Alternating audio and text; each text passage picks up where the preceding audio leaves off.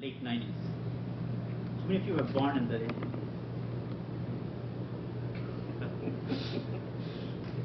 So this is like a history lesson. Computers, venture capital, and history. Yeah. If we connect with Facebook to Filipora, does it also have a feature that it sees our websites also, or just Facebook? So when you don't download the browser extension but only connect with Facebook, then Flipora analyzes everything that you have liked or posted on Facebook in the past, everything that you have publicly liked and posted. It is not as complete as your web browsing history, but it is better than nothing. So we encourage people to download the Yeah, for example, I just signed up for Flipora on my iPad. Did it see my iPad web history? No. So so for that we will, first of all, that's a little difficult to do on the iOS devices at the moment. Even if we were to have an app, it is possible on the Android devices, but it will involve a little more work from the user's end to give us permissions. But no, as of now we are primarily about the desktop, and we are releasing apps for the iPhone and the Android phones in about a month or two.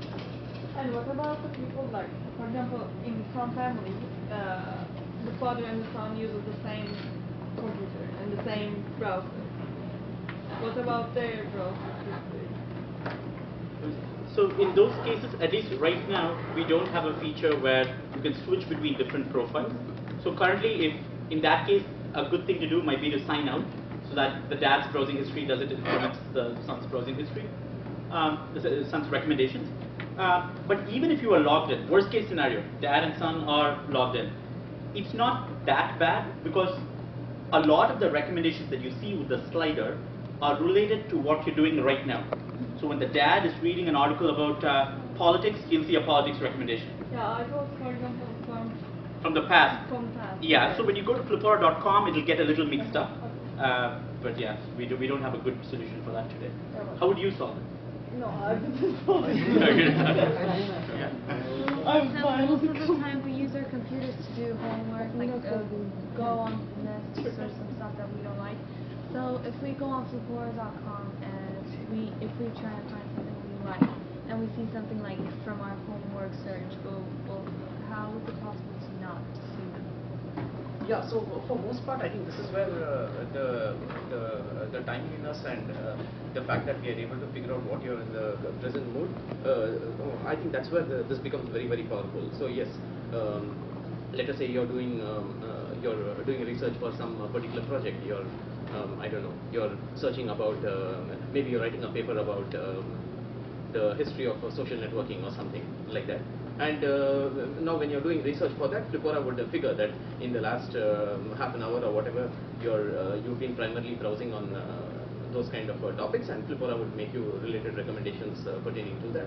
When you switch and when you start browsing pertaining to something else, let's say places to vacation in Hawaii or something like that, Flipora would again figure that out, and based on what you've been browsing lately. I think the fact that we have access to one's browsing history makes this all very, very powerful. So we automatically learn when a new interest sort of becomes relevant to you, and we learn the opposite also when an interest falls away in relevance. For example, during the World Cup, there were a lot of people who typically don't watch soccer but who are interested in soccer in that period. So from their web browsing history for that time period, we would recommend it to them. Then Flipora sees that this user is not really browsing stuff about soccer anymore, and it will slowly decay. Have you ever considered that as you collect people's interest to use this information on a friend or matchmaking site? Yeah, I think that's a great idea. So we've thought about it, but we haven't focused on it. Like for us, maybe one of you guys can do something like that. I mean, we use the technology to automatically make you follow other users we think you might like, and to make recommendations like that. But you're talking about using it from a dating, social standpoint, right? Yeah, maybe that's true. In fact, I think Jonathan will talk a little bit about something we have planned in future called Flipora Connect, where have you heard of Facebook Connect? Where you can export your social graph to third-party sites like the New York Times. If you go to the New York Times, you see things like what articles your friends recently liked and so on. So yeah, what Flipora will be doing is Flipora will be in about a year or so will be permitting users to export their interest graph to third-party sites. Imagine, I mean, now Flipora is able to get extremely personalized. Flipora knows your general interests and what you're in the mood for right now. But imagine a world where every website in the world knew exactly what you're in the mood for right now, and everything were really personalized to you. Like now, currently, when I go to the New York Times front page, maybe 5% of the stories are interesting to me. But imagine a world where 100% of what you see is interesting. And yeah, so perhaps people like you, like now we see a lot of companies built on top of Facebook data. I mean, they have a login with Facebook. They use that materially for their business. So yes, we can absolutely imagine businesses built on top of the Flipora Connect platform. Maybe they tell people sign up, log in with Flipora, and I don't know, match people together based on their interests or something. Yeah.